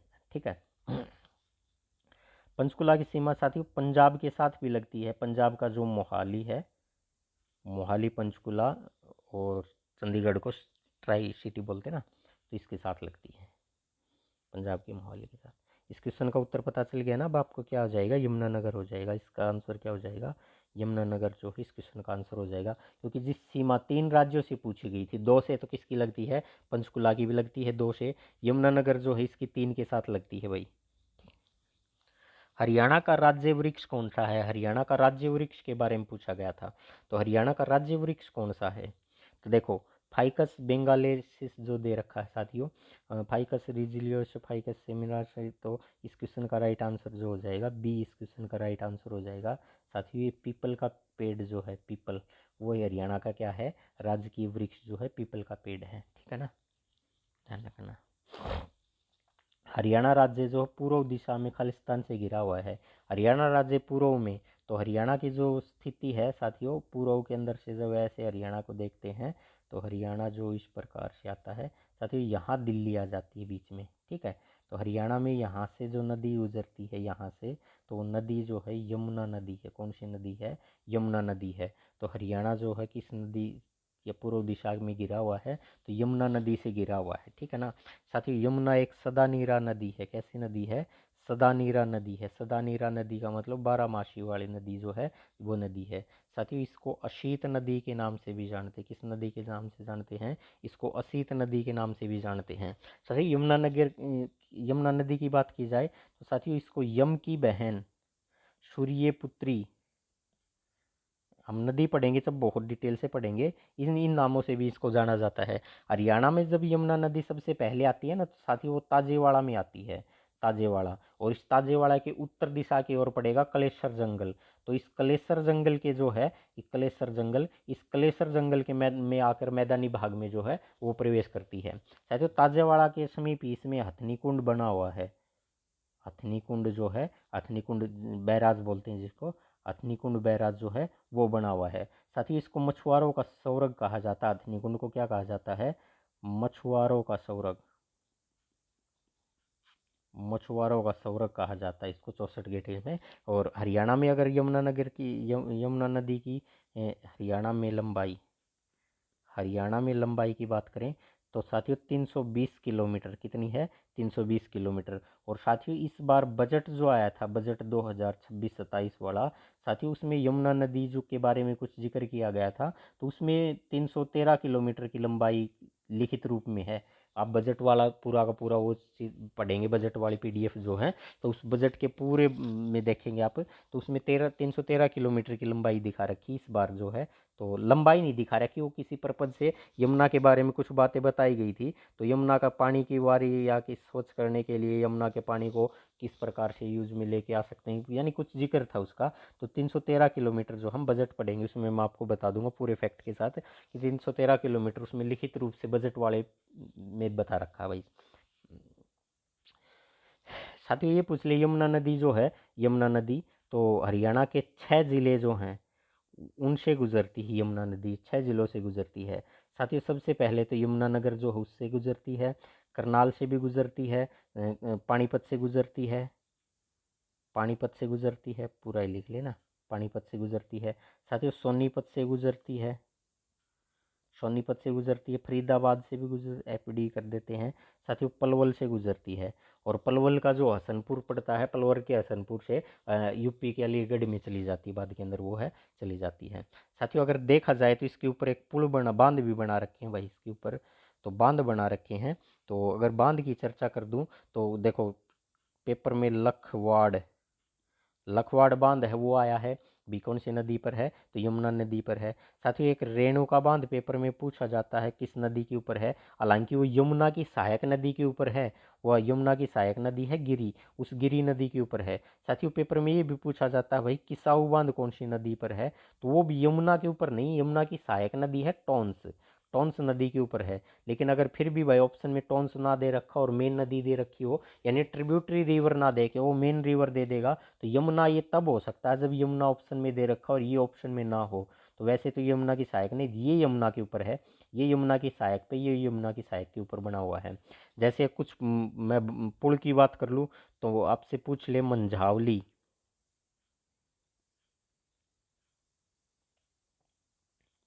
मंझावली पुल के बारे में पूछ ले साथियों, कहाँ पर है, तो मंझावली पुल पूछ लेंगे, यमुना नदी के ऊपर बना हुआ है। साथियों बहुत सारे पुल है, मैं दो चार ही बताऊंगा, यहाँ पर बहुत सारे, सनोली पुल है, चैना चैनासा पुल जो है वो पुल है, गंगोली पुल के बारे में पूछ लिया आपसे, तो गंगोली पुल भी जो है यमुना नदी के ऊपर है। शामल का पुल पूछ ले, शामल का पुल जो है तोमर पुल, शामल तोमर पुल, जिसको बालगढ़ का पुल भी कहा जाता है। साथियों मोहना का पुल पूछ ले, बडोली का पुल पूछ ले, और लाल बहादुर शास्त्री पुल पूछ ले, ये सारे यमुना के ऊपर, हम यमुना नदी पढ़ेंगे, विस्तार से देखेंगे इनके बारे में। अगले क्वेश्चन के ऊपर बात करते हैं, हरियाणा का राजकीय पशु कौन सा है, तो साथियों हरियाणा का राजकीय पशु कौन सा है, ब्लैक फ्रैंकोलिन जो है साथियों, ये तो पक्षी हो गया, ब्लैक फ्रैंकोलिन जो है पक्षी हो गया, और ये जो हो गया वो पेड़ हो गया, अभी पढ़ा था हमने, ये क्या है, पक्षी हो गया, और ये निलंबो पुष्प पुष्प हो गया। पक्षी के बारे में बात करें तो साथियों काला तितर जो है, काला तितर है, और पेड़ के ऊपर बात करें तो साथियों पीपल का पेड़ जो है वो हो गया। पुष्प की बात करें तो कमल जो है, कमल का हो गया। एंटीलोप सर्विकापरा की बात करें तो ये ऑप्शन में दे रखा है, तो ये राइट आंसर जो है डी ऑप्शन हो जाएगा। पक्षी कौन सा है, सॉरी पशु पूछा था ना, तो पशु कौन सा है, लोप सर्विकापरा जो है ये है। ठीक है साथियों, ये हमारा जो पशु है वो है, ये लिखा जाए तो एक बार एक शब्द में लिखें तो भाई काला हिरण। ठीक है, ये है। अगर हिंदी की बात करूँ साथियों, सबसे पहले ही मैं बात करूँगा तो हिंदी के ऊपर बात करूँगा। साथियों हिरण जो है, हिरण ये अशुद्ध है, हिरण का सही रूप होता है हरिण, क्या होता है, हरिण, ये सही है। साथियों हिरण शब्द वर्तनी की दृष्टि से शुद्ध नहीं है, शुद्ध हो जाएगा उसका, क्या हो जाएगा, हरिण शुद्ध होता है। ये मैंने हिंदी में अगर आपसे पूछ ले भाई निम्न में से शुद्ध वर्तनी छाटी हो, तो उसमें हिरण दे रखा हो तो शुद्ध नहीं होगा हिरण, शुद्ध वर्तनी हिरण की तो हरिण होगा। चलो अब बात करते हैं हिरण के ऊपर। साथियों हिरण जो है इसके ऊपर बात कर लेते हैं, इसी को हम काला हिरण, हरियाणा का राजकीय जो पशु है, इसी को साथियों ब्लैक बक भी बोलते हैं, ब्लैक बक जो है ये भी बोलते हैं। कृष्ण मर्ग जो है ये भी बोला जाता है। साथियों नील गाय जो है, ये नील गाय भी बोला जाता है। साथियों नील गाय जो है, नील गाय को हम क्या बोलते हैं, रोंज बोलते हैं, या भाई मात्रा ना लगाओ तो रोज बोल दो, रोंज बोलते हैं। ठीक है ना, इसमें देखेंगे तो दो चार फैक्ट तो और भी निकल के आएंगे। जैसे अगर ये पूछा जाए कि भाई इसको अक्टूबर 1983 में राजकीय पशु घोषित किया था, राज्यपाल के द्वारा राजकीय पशु जो है ये ब्लैक बक जो है घोषित किया गया था इसको। अगर बात साथियों ये पूछ लिए कि अब जो राज्यपाल थे ना, थोड़े दिन राज्यपाल, राज्यपाल कप्तान सिंह सोलंकी, कप्तान सिंह सोलंकी लिख लेना भाई इसको पूरा। कप्तान सिंह सोलंकी ने 14 जुलाई 2016 को नीलगाय को रोंज का दर्जा जो है ये दिया गया था। तो नीलगाय जो है रोंज, अपने तो खेता मांडी जा भाई, ये दिया गया था। ठीक है ना, तो रोंज का दर्जा भी इसको कब दे दिया गया था, 2016 में इसको दे दिया गया था। साथियों सर्वी कापरा ना मिल के सर्वी केपरा मिल जाए तो ये एक ही शब्द है, बस शायद लिखने में गलती हो जाती होगी टाइपिंग से। तो आगे क्वेश्चन पे बात करते हैं भाई, इनमें से कौन सा हरियाणा के राजकीय चिन्ह में अंकित है। अगर चिन्ह को छुपा लिया जाए साथियों, ये तो मैंने लगा के दे दिया, पेपर वाला थोड़ी ना लगा के देगा। तो अशोक व सिंह, अशोक सिंह व कमल ऐसा मिलेगा, अशोक सिंह व कमल जो है। तो इसमें देखिए भाई क्या होगा, देखो ये बीच में तो आपको कमल दिखाई दे रहा है, ये वाला कमल है, तो कमल तो है इसके अंदर, कमल है इसके अंदर। सिंह शेर, शेर ये तो दे रखा है इसमें, शेर भी है, तो सिंह भी इसके अंदर है, कमल भी इसके अंदर है, और अशोक ऊपर अशोक स्तंभ तो हो ही गया, फिर उसी के अंदर तो सिंह है। पानी पर उगता सूरज, पानी पर उगता सूरज दिखाई दे रहा भाई, ये वाला जो है, क्योंकि कमल जो है वो पानी में है, पानी के ऊपर देखो ये सूरज दिखाई दे रहा, तो ये सूरज जो है, तो इसका मतलब सूरज भी है भाई इसके अंदर। तो ए और बी दोनों मिल गए, इसका मतलब सी भी मिलेगा। फिर गेहूं की बाड़ियाँ, गेहूं की बाड़ियाँ देखो इस साइड के अंदर, ये गेहूं की बाड़ियाँ ही है, ये जो गेहूं की बाड़ियाँ हैं, तो ये हो जाएगा इस क्वेश्चन का राइट आंसर हो जाएगा गेहूं की बालियाँ। ठीक है, तो ये ध्यान रखना भाई। निम्नलिखित में से कौन सा हरियाणा का राजकीय फूल है? तो राजकीय फूल कौन सा है भाई इसका? अभी पीछे ही किया था हमने, ये क्या है? फूल। साथियों ये तो पक्षी है, और ये क्या था? पेड़, वृक्ष, ठीक है ना। और ये क्या था हमारा? पुष्प। पुष्प कौन सा है? कमल। पक्षी कौन सा है? काला तितर। और वृक्ष कौन सा है? पीपल। ये कौन सा है? पशु। पशु काला हिरण। काला हिरण जो है ये हो जाएगा। अगले क्वेश्चन पे बात करें भाई। अगला क्वेश्चन है, हरियाणा का राज्य की भाषा, हरियाणा की राज्य की भाषा कौन सी थी? तो साथियों हरियाणा की जो राज्य की भाषा थी हरियाणा की, तो 1 नवंबर 1966 की अगर बात करूं तो साथियों उस दिन हिंदी हरियाणा की राजकीय भाषा थी। क्यों? क्योंकि हिंदी और पंजाबी का तो रोड़ा ही चल रहा था कि अलग कर दो अलग कर दो। तो 1 नवंबर 1966 को पूर्वी पंजाब जो है इससे अलग हो गया, पूर्वी पंजाब से अलग हुआ था, हरियाणा पंजाब से नहीं। पूर्वी पंजाब जो है इस पूर्वी पंजाब से अलग हो गया हरियाणा, और 1 नवंबर 1966 को ना उस समय हिंदी हमारी जो है वो राजकीय भाषा के रूप में थी। तो हरियाणा की 1970 में मुख्यमंत्री बने। 1970 में मुख्यमंत्री थे भाई उस समय के बंसीलाल। बंशीलाल। तो बंसीलाल ने जो थी हरियाणा की पहली भाषा के रूप में, राजकीय भाषा के रूप में तो हिंदी रखी, और दूसरी भाषा जो है उस दूसरी भाषा में तमिल को शामिल कर दिया भाई। तो तमिल को हरियाणा की दूसरी भाषा, राजकीय भाषा का दर्जा दिया गया था। वो कब दिया गया था? 1970 में मुख्यमंत्री बंशीलाल के द्वारा जो है वो दिया गया था। अब बात करता हूँ 2010 में। मुख्यमंत्री 2010 में भूपेंद्र सिंह हुड्डा थे। मुख्यमंत्री कौन थे? भूपेंद्र सिंह हुड्डा मुख्यमंत्री। भूपेंद्र सिंह हुड्डा। भूपेंद्र सिंह हुड्डा। और भूपेंद्र सिंह हुड्डा ने क्या किया? हिंदी के साथ हमारी जो दूसरी भाषा थी उस दूसरी भाषा में तमिल को ख़त्म कर दिया। तमिल को क्या कर दिया? ख़त्म कर दिया। और तमिल के स्थान पे दूसरी जो भाषा बना दी वो हरियाणा की दूसरी भाषा कर दी पंजाबी। तो हरियाणा की आधिकारिक जो भाषा की अगर बात करें दो हैं, ठीक है। हरियाणा की दो भाषाएं हैं, पहले तो हिंदी है, पहले हिंदी है, पहले हिंदी है। अगर दूसरी की बात करें तो पंजाबी है। अब पहले तमिल थी 1970 से 2010, 2010 से लेकर अब तक जो है पंजाबी जो है ये हो जाएगी। तो हमारी भाषा का अगर जिक्र किया जाए हरियाणा की राज्य भाषा का, तो हिंदी हमारी क्या है? भाषा है। हिंदी हमारी भाषा है। हिंदी के बाद दूसरे नंबर की भाषा का जिक्र किया जाए तो पंजाबी है।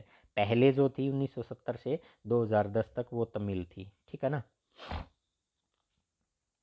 आगे बात करते हैं, निम्न में से कौन सा कथन गलत है? अच्छा, गलत कथन को छांटना है, ये बताना है भाई। 4 ऑप्शन में से एनसीआर का 40% भाग पड़ता है। एनसीआर का 40% भाग अच्छा हरियाणा में पड़ता है। तो साथियों 40% भाग पड़ता है ना, एक सही बात तो ये है। एनसीआर के अंदर, एनसीआर में हरियाणा के 14 जिले आते हैं। कितने जिले आते हैं? 14 जिले आते हैं। और साथियों 14 जिले जो आते हैं तो इसका क्षेत्र अगर पूछा जाए ना एनसीआर के अंदर, तो 57.28% का हिस्सा जो है वो हरियाणा का एनसीआर में आता है। तो हरियाणा का एनसीआर में कितना जगह आती है, क्षेत्र आता है?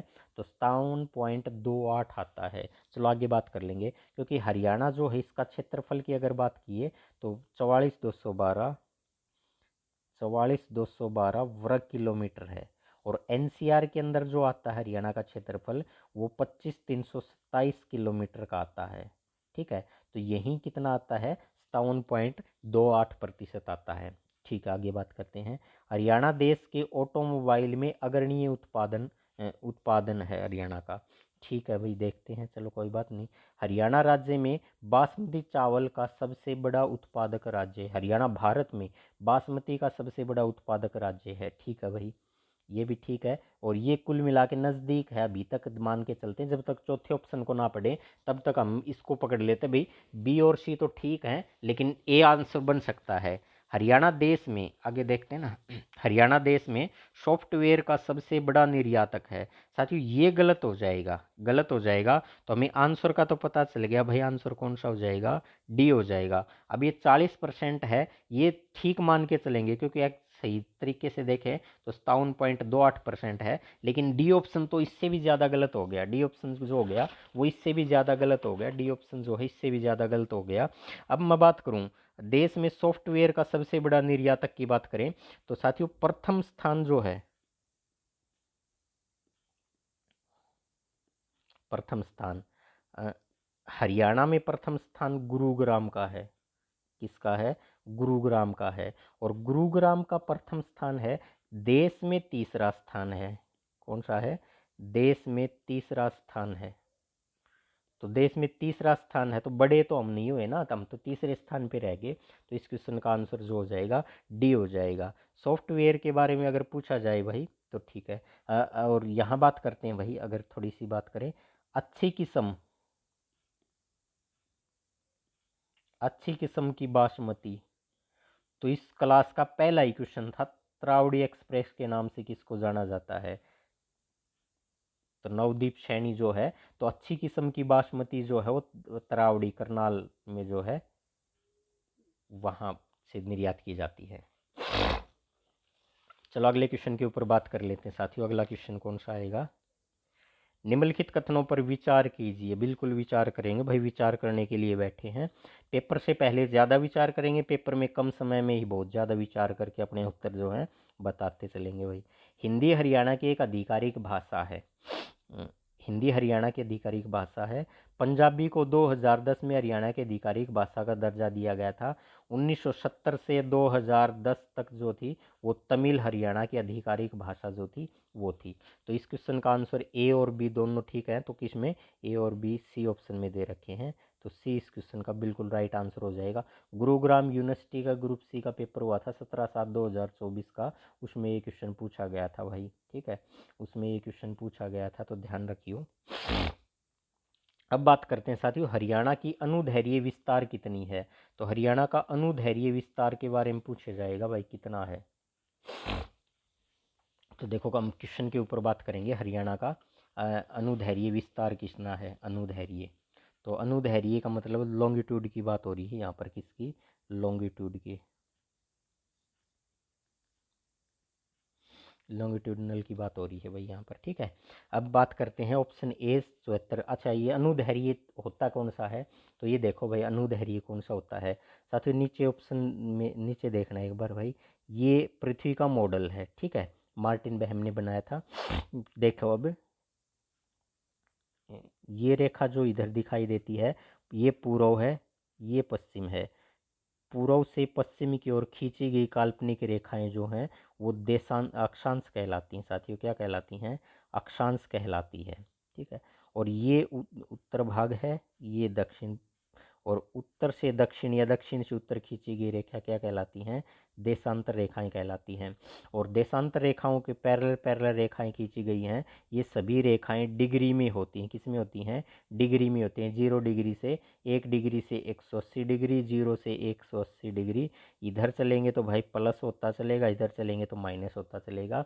अब बात करते हैं हरियाणा कहाँ पर आएगा। तो साथियों ये जो है दोबारी बना देता हूँ मैं एक बार, ये देखो ये देशांतर रेखा 0 वाली है। 0 से पूर्व की ओर चलेंगे तो पूर्वी देशांतर होती चलेंगी। सारी कौन सी देशांतर होती चलेंगे, पूर्वी देशांतर होती चलेंगी। अगर पूर्व 0 डिग्री से, ये 0 डिग्री है बीच वाली, तो बीच वाली 0 डिग्री है। इससे अगर पश्चिम की ओर चाहते चलेंगे तो ये कौन सी हो जाएंगी, पश्चिमी देशांतर हो जाएंगी, पश्चिमी देशांतर। तो कौन सी देशांतर हो जाएंगी, पश्चिमी देशांतर हो जाएंगे।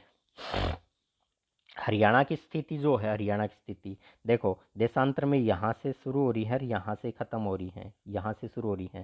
तो साथियों जो शुरू होती हैं वो कहाँ से शुरू होती है, हरियाणा 74 डिग्री 27 मिनट जो है यहाँ से शुरू होता है, और जाके कहाँ ख़त्म हो जाता है, 77 डिग्री 36 मिनट पूर्वी देशांतर पर जाके ख़त्म हो जाता है। तो हरियाणा पूर्वी देशांतर में शुरू होता है और पूर्वी में ख़त्म हो जाता है। तो बी ऑप्शन इस क्वेश्चन का राइट आंसर बन पाएगा, बी इस क्वेश्चन का राइट आंसर बन पाएगा। ठीक है, एक चीज़ और देखते हैं।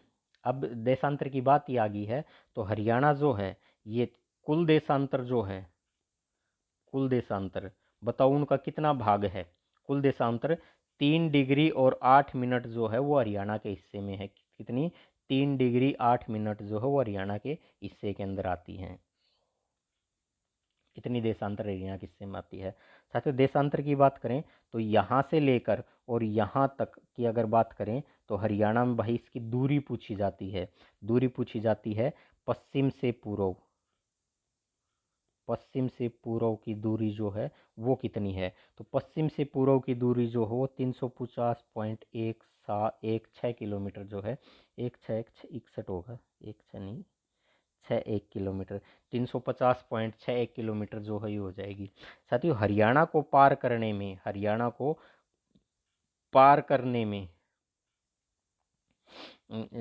सूर्य की रोशनी को, ऐसा क्वेश्चन पेपर में पूछा गया है भाई, रोशनी को समय लगता है। बताओ भाई कितना समय लगता है। साथियों अगर देखा जाए तो ये पृथ्वी का जो एक चक्कर लगाती है, सूर्य जो है या सूर्य स्थिर है, पृथ्वी इसका एक चक्कर लगाती है, वो 360 डिग्री का एक चक्कर लगाती है 24 घंटे के अंदर। कितने में लगाती है? 24 घंटे में। तो साथियों एक घंटे में जो चक्कर लगाएगी ना वो 360/24 कर लेंगे तो 15 डिग्री आ जाएगा। एक घंटे में कितना? 15 डिग्री। तो एक घंटे में 15 डिग्री। साथियों एक घंटे को मैं 60 मिनट भी तो लिख सकता हूँ। 60 मिनट में कितना जाती है? 15 डिग्री जाती है। तो साथियों 1 डिग्री जाने में कितना समय लगेगा? तो 60/15 कर देंगे तो 4 मिनट आ जाएगा। तो 1 डिग्री जाने में कितना मिनट लगता है? 4 मिनट। तो हरियाणा कितना देशांतरों में है? 3 डिग्री और 8 मिनट। तो 3 गुणा 4 कर देंगे तो कितना आ जाएगा? 12 मिनट आ जाएगा। और 8 ऊपर और है ना, तो 8 को भी 4 से गुणा कर देंगे तो ये तो मिनट आ गए। और जो मिनट है वो 8 चौके 32, ये सेकंड आ जाएगा। तो भाई कितना आ गया? 12 मिनट 32 सेकंड। तो देखो ये कि पेपर के अंदर मिल जाएगा आपको, तो वहाँ देख लेना भाई। 8 मिनट 32 सेकंड के अंदर सूर्य का प्रकाश हरियाणा के यहाँ सिरसा का बिल्कुल से जाकर और कहाँ निकल जाता है? पूर्व की तरफ चल जाता है। और वहाँ जाने में समय लगता है कितना? 12 मिनट 32 सेकंड का समय लगता है। एक बार फिर देख लेना इसको।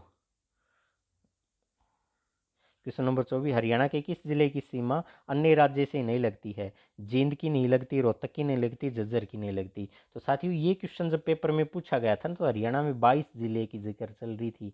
कितने जिलों की? 22 जिले। वर्तमान के अंदर हरियाणा में 23 जिले बन चुके हैं। अब के दिन 23 जिले।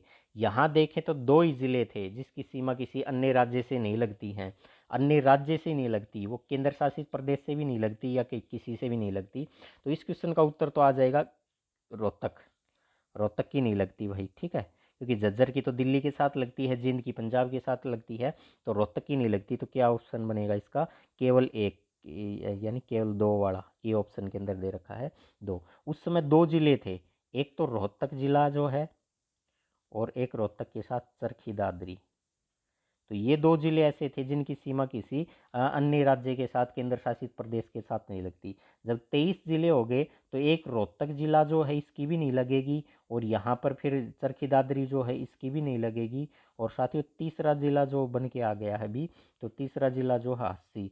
साथियों हस्सी की सीमा भी किसी अन्य राज्य के साथ या फिर किसी केंद्र शासित प्रदेश के साथ नहीं लगेगी। तो 23 जिलों में तो 3 जिले ऐसे हैं, 22 जिलों में 2 थे पहले, ये ध्यान रखना भाई। अब निम्नलिखित में से किसको हरियाणा के राज्य के स्तनपायी के रूप में मान्यता प्राप्त है? तो मान्यता प्राप्त ब्लैक बक जो है इसको काला हिरण बोल दे। काला को, काला को श्याम भी कह सकता है साथियों, श्याम, ठीक है ना, श्याम बक। तो ये तो हमने कर लिया था। बाकी अगले क्वेश्चन पे, निम्नलिखित में से कौन सी जोड़ी जनसंख्या अनुसार हरियाणा के 5 शीर्ष जिलों का उल्लेख करती है? तो हरियाणा के 5 शीर्ष जिले जो हैं इनका उल्लेख कौन सी करती हैं?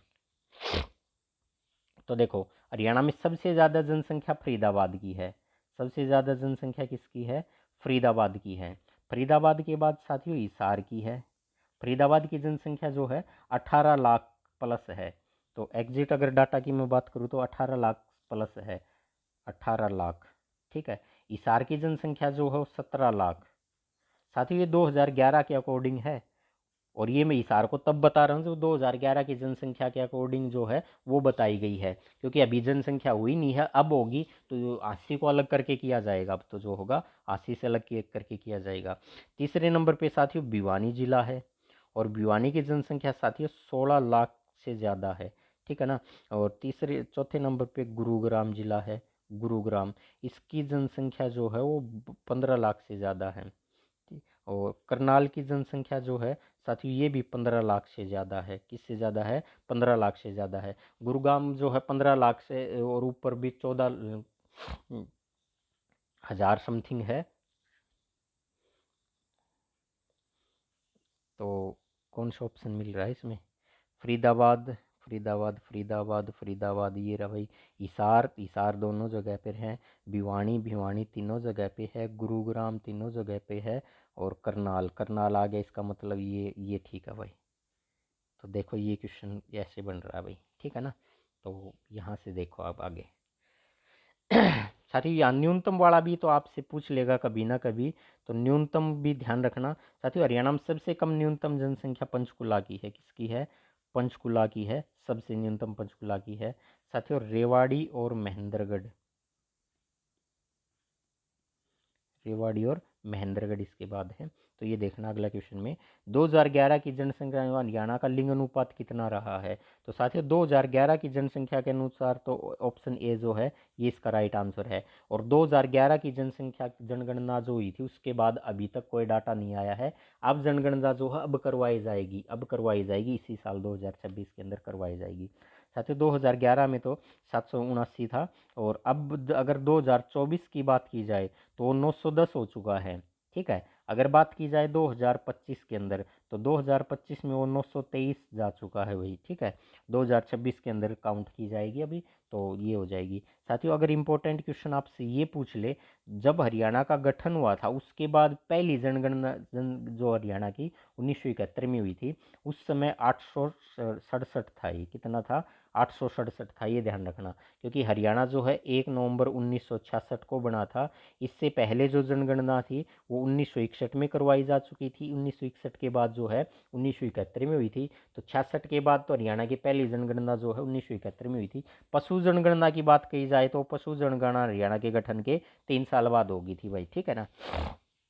लेकिन ये बात है हरियाणा की जनगणना जो है पशु नहीं है ये तो पशु जनगणना है, और मनुष्य वाले जनगणना है, प्रत्येक 10 वर्ष के बाद की जाती है।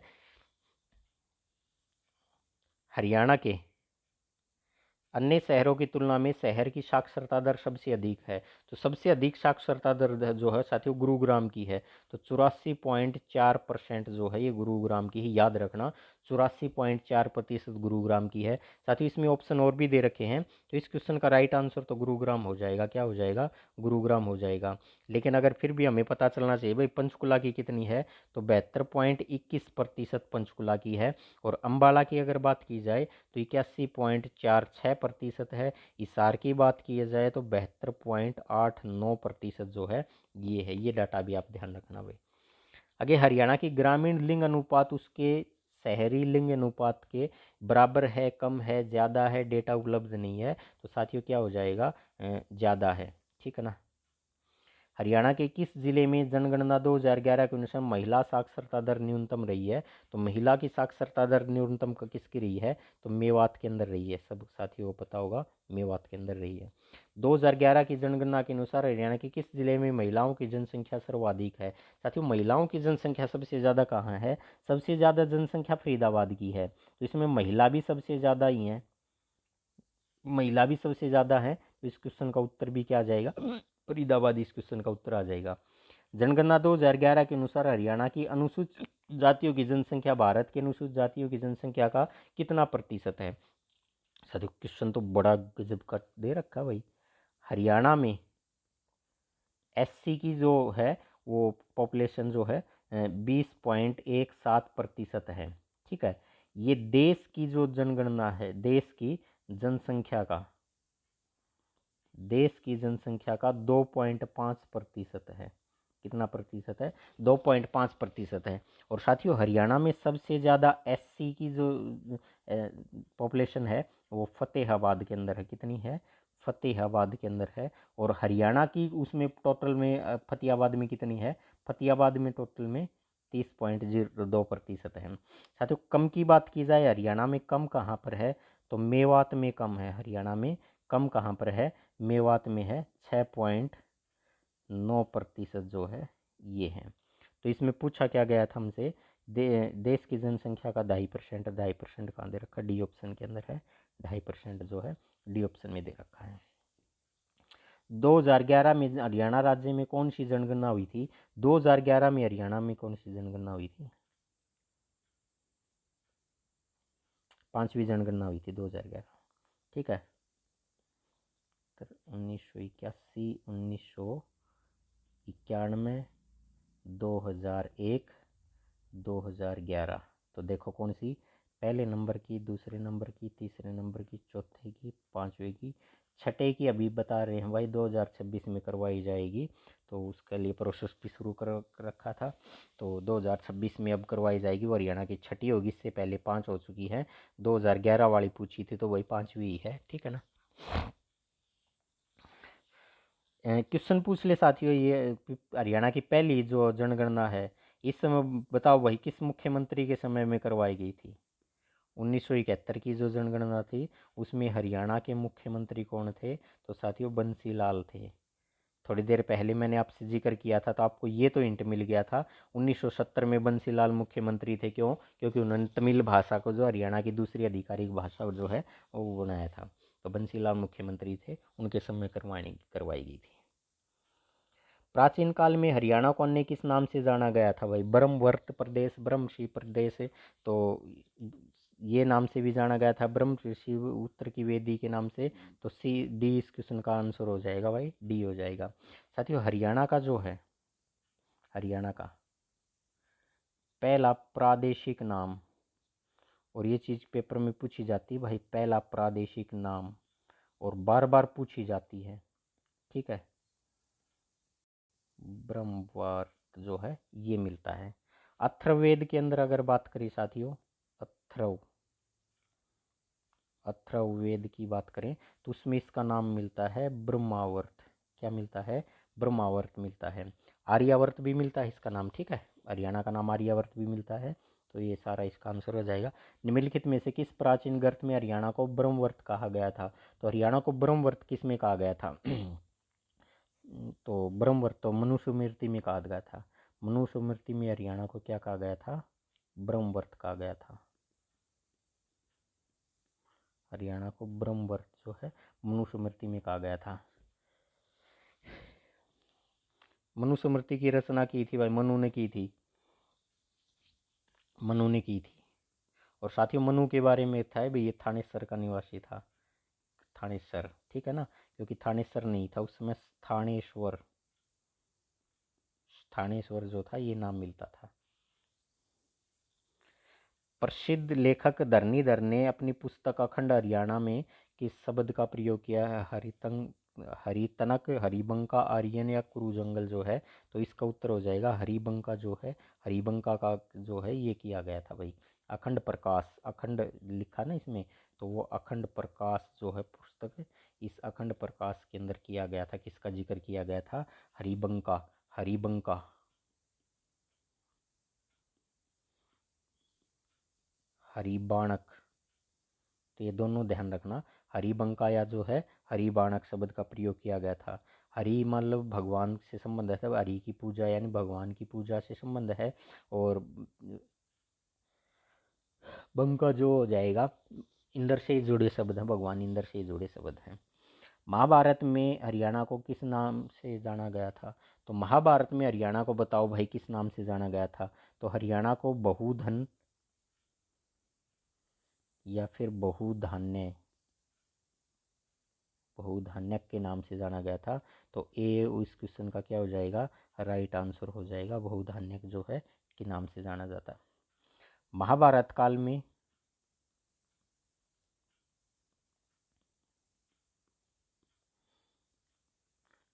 हरियाणा को साथियों कुरु जनपद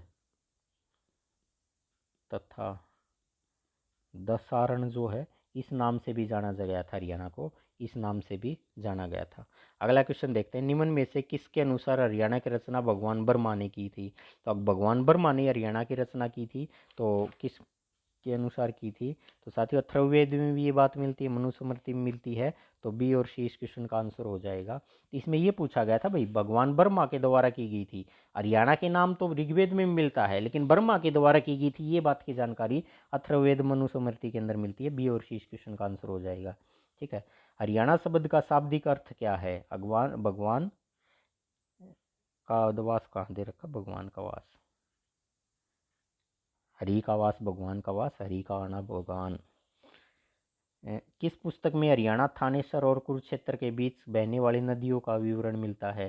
तो ये विवरण मिलता है साथियों वामन पुराण के अंदर मिलता है। क्या मिलता है? वामन पुराण के अंदर मिलता है। ये क्वेश्चन का आंसर हो जाएगा।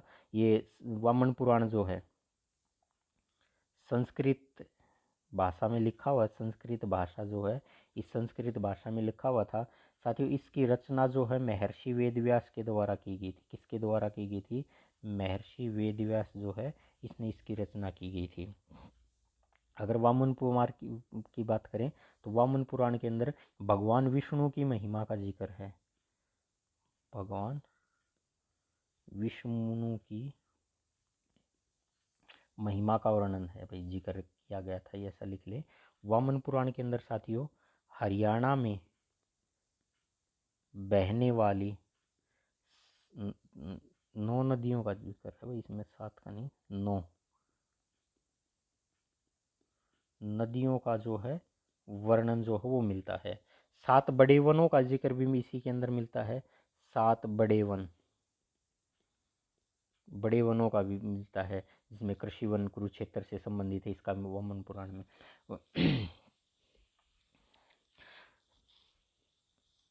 अगला क्वेश्चन आता है, किस पुराण में हरियाणा का नाम हरियाला था? तो किस पुराण के अंदर हरियाणा का नाम हरियाला था? तो साथ ही वो स्कंद पुराण के अंदर हरियाणा का नाम क्या था? हरियाला था। स्कंद पुराण में हरियाला को हरियाणा कहा गया था साथियों। कुरुक्षेत्र को हरिक्षेत्र कहा गया था, ये भी ध्यान रखना। इसी में कुरुक्षेत्र जो था इसको हरिक्षेत्र, कुरुक्षेत्र को हरिक्षेत्र कहा गया था, ये स्कंद पुराण के अंदर ही मिलता है।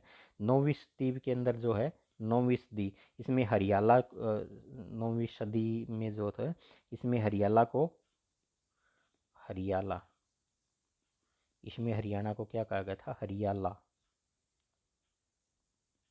9वीं सदी में हरियाणा को हरियाला कहा गया था, ये भी ध्यान रखना। अगला क्वेश्चन है, कुरुक्षेत्र का नाम हरिक्षेत्र किस ग्रंथ में मिलता है? तो कुरुक्षेत्र का नाम हरिक्षेत्र जो है बताओ भाई किस ग्रंथ के अंदर मिलता है?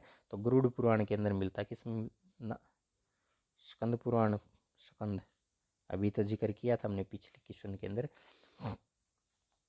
आर्य हरियाणा को किस नाम से जानते थे? तो साथियों आर्य हरियाणा को देवभूमि के नाम से जानते थे। किस नाम से जानते थे? देवभूमि। भारतीय संस्कृति की जननी जो है, भारतीय संस्कृति की जननी, या फिर बोल दे कि भारतीय सभ्यता का पालना भी कह दे, भारतीय सभ्यता का पालना कह दे, वैदिक सभ्यता की क्रीड़ा स्थली कह दे, वैदिक सभ्यता की क्रीड़ा स्थली भी बोल दे। ठीक है ना। आगे देखो, वैदिक काल के अनुसार हरियाणा पौराणिक वंश की मातृभूमि का इतिहास है। तो भरत, राजा भरत जो है इसके बारे में, इसकी मातृभूमि का इतिहास मिलता है। अगला क्वेश्चन दे रखा भाई क्या है, ईसवी पूर्व हरियाणा क्षेत्र में किस वंश पराक्रमी राजा हुए हैं? हरियाणा एग्रीकल्चर 2000 इंस्पेक्टर 2018 में आया था। तो साथियों पुरुवंश, भरतवंश, कुरुवंश, सभी वंश। तो इस क्वेश्चन के अंदर अगर देखें तो उत्तर तो सभी वंश मिल जाएगा भाई, इसका उत्तर सभी आ जाएगा, सभी आ जाएगा। क्योंकि ऋग्वेद के अंदर जो साक्ष्य मिलते हैं ना साथियों, ऋग्वेद के अंदर साक्ष्य मिलते हैं, उसमें जो भूमि जो है वो भरत और पुरु जातियों के वंश से मिलती है। हाँ, और इन्हीं से फिर एक नया वंश निकला, वो कुरुवंश कहलाया था। कुरुवंश, कुरुवंश जो था इसका निवास स्थान साथियों कुरुक्षेत्र से था। और सब माना जाता है कुरुओं के द्वारा। ये वामन पुराण में लिखा हुआ है, ये वामन पुराण में। और वामन पुराण में लिखा हुआ था कि कुरुओं ने 7 कोस भूमि, 7 कोस भूमि वो सोने का हल चलाकर उस भूमि को जोत दिया था। ठीक है, और जोत दिया गया था उस भूमि को, जिसे आदि रूपा नाम दिया गया था। ठीक है ना, आदि रूपा, ये भी ध्यान रखना, आदि रूपा नाम दिया गया था। जोती जोती गई भूमि थी ये, आदि रूपा जो थी ये। तो सभी साथियों को बहुत बहुत धन्यवाद भाई। और वीडियो को अगर आपको ठीक लगी है तो वीडियो को भाई लाइक कर देना, मैं शेयर की नहीं कहता, लाइक कर देना। वीडियो के ऊपर कमेंट जो है आप वो कमेंट कर देना, जहाँ भी आपको कोई दिक्कत लगती है, आप कुछ पूछना चाह रहे हैं। सभी साथियों का बहुत बहुत धन्यवाद।